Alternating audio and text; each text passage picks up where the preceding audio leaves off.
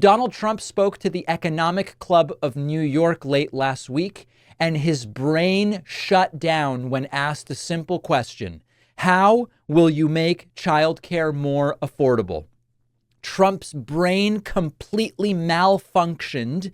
And one of the scariest parts of this is there were people in the room that clapped. This is not a room of stupid people in terms of their understanding of economics, at least. And Trump could not put together a coherent sentence, never mind a coherent idea. And it was one of the most humiliating moments of the 2024 campaign. You will see Trump's brain shut down in real time. Look at this. If you win in November, can you commit to prioritizing legislation to make childcare affordable? And if so, what specific piece of legislation will you advance? Well, I would do that, and we're sitting down. You know, I was we had Senator Marco Rubio, and my daughter Ivanka was so it's already off the rails. Impactful on that issue. It's a very important issue. But I think when you talk about the kind of numbers that I'm talking about, that because look, childcare is childcare. There's something, you have to have it. In this country, right. You have to have it. But when you talk about those numbers compared to the kind of numbers that I'm talking about by taxing foreign nations at levels that they're not used to, but they'll get used to it very quick. Trump seems to be saying he will use tariffs on foreign countries, which actually are paid by American corporations to pay for childcare. He doesn't know what he's saying. And it's not going to stop them from doing business with us, but they'll have a very substantial tax when they send product into our country. Those numbers are so much bigger than any numbers that we're talking about, including childcare, that it's going to take care. We're going to have, I look forward to having no deficits within a fairly short period of time, coupled with... Remember, he promised that last time. He blew up the deficit. The reductions that I told you about on waste and fraud and all of the other things that are going on in our country, because I have to stay with childcare. I want to stay with childcare, but those numbers are small relative to the kind of economic numbers that I'm talking about, including growth, but growth also headed up by what the plan is that I just told you about. Which there is no plan. We're going to be taking in trillions of dollars, and as much as child care is talked about as being expensive, it's relatively speaking not very expensive compared to the kind of numbers we'll be taking in. We're going to make this into an incredible country that can afford to take care of its people, and then we'll worry about the rest of the world. Let's help other people. But we're going to take care of our country first. This is about America first. It's about make America great again. We have to do it because right now we're a failing nation. The fact that people in this room are clapping is absolutely terrifying. Tariffs to get childcare? What is this guy talking about? And you know, this is one where if you have a little more humility, if you have a little less ego, even if you don't know the answer, you can save face. You can go, hey, you know what? You're talking about inflation. You're talking about the cost of things. We talk about groceries. We talk about energy. You're talking about inflation to the cost of childcare. I'm still developing a plan. I don't want to spitball here. OK, this is so important because it's about the future of America's children. And so I'm developing a plan. I don't want to give you a half-baked plan. Once the plan is complete, I will have it for you. I don't want to just guess because our children are so important. I didn't give you any more than what Trump gave in terms of what is the plan. But I'm at least telling you, I'm taking this seriously. I'm developing a plan. Now, he always says he's developing a plan. He never puts it out. But it's a better answer than that abortive attempt at using language that Trump experienced there. And that wasn't even necessarily the worst answer. Trump was asked sort of a wonky policy question. In this answer, it's not just that Trump doesn't know what he's saying. Trump doesn't know what the question is. Look at this. Mr. President. Hi, John. First, let me thank you for your presentation today. President Trump, in the last fiscal year, the fiscal deficit under the Biden administration was approximately $2 trillion.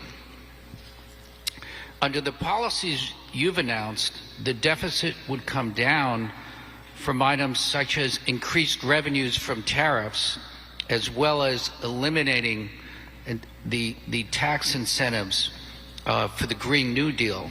By the way, understand that the premise of the question is false anyway, because when it's actually been reviewed, Trump's tariff fiasco would increase the deficit. These gains would be mitigated by decreases in revenues from policies such as no tax on tips. Overall, what do you estimate will be the impact of the fiscal deficit from your policies? Okay, so he's asking for a number here. Well, we just hit record highs at numbers that nobody ever thought possible. You're right, it's over $2 trillion. Nobody thought that was a number that was, I mean, you can go back 4 years. Nobody thought a number like that would be possible. It's crazy. It's like, it's just horrible, actually. These are just random words, folks. But yeah, we're $2 trillion, and I view it as profit and loss to a certain extent. A lot of people say, oh, it's trade. You know, you have many people say trade deficits don't matter. I think they matter a lot. I think they matter a lot. We're going to have tremendous growth. What I'm talking about is all about growth.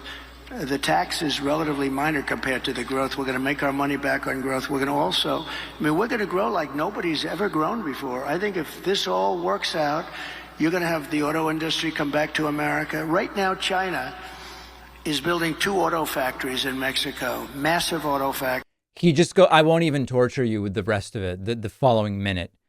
The question was, what do you believe the net effect on the deficit will be of all these policies? So like an answer, for example, would be, well, the totality of this, when you look at the additions and the subtractions from the deficit, my policies are going to reduce the deficit by $700 billion per year. And that doesn't include the dynamic effect of XYZ. Okay, that's the format of the answer that one is expected to give when they're asked a question like this. Trump doesn't even understand the question. If he did, he certainly wouldn't have an answer.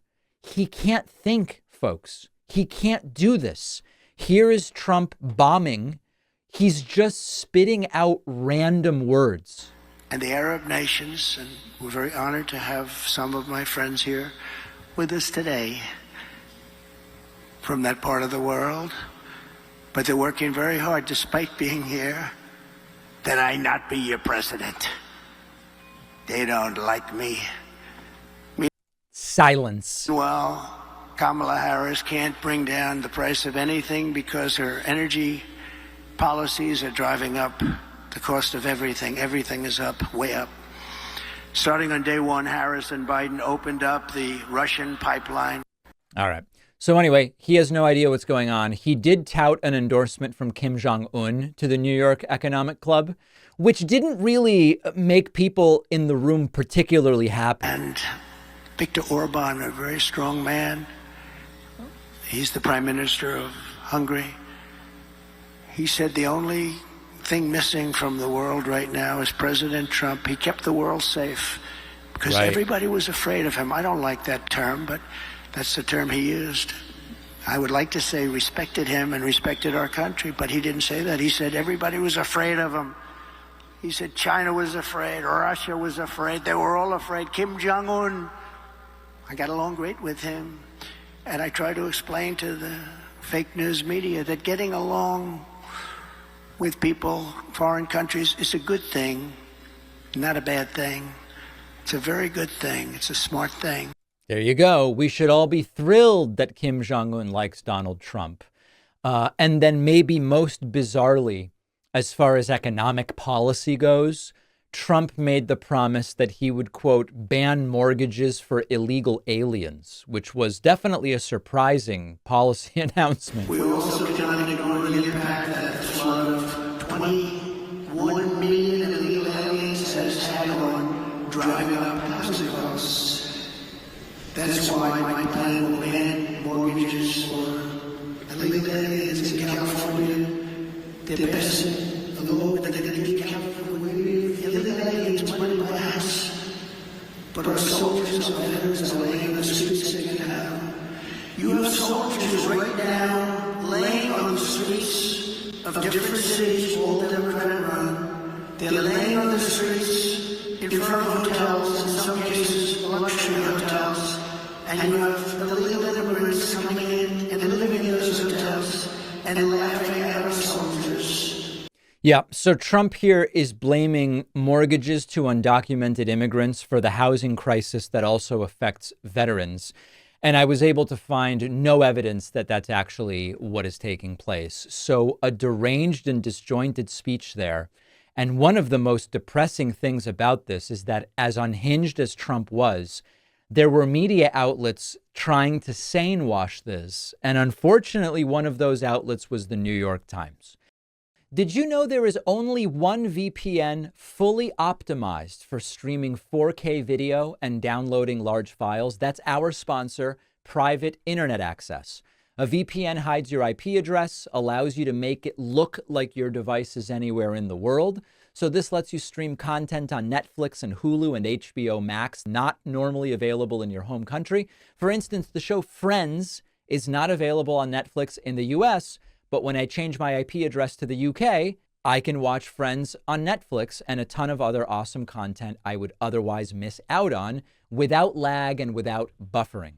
Private internet access is also faster than other VPNs for file sharing, so you can download anonymously, but without the long wait times.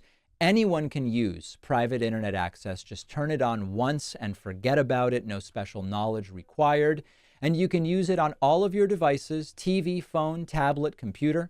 Private internet access is giving my audience 83% off, which comes out to just $203 a month, plus 4 extra months for free.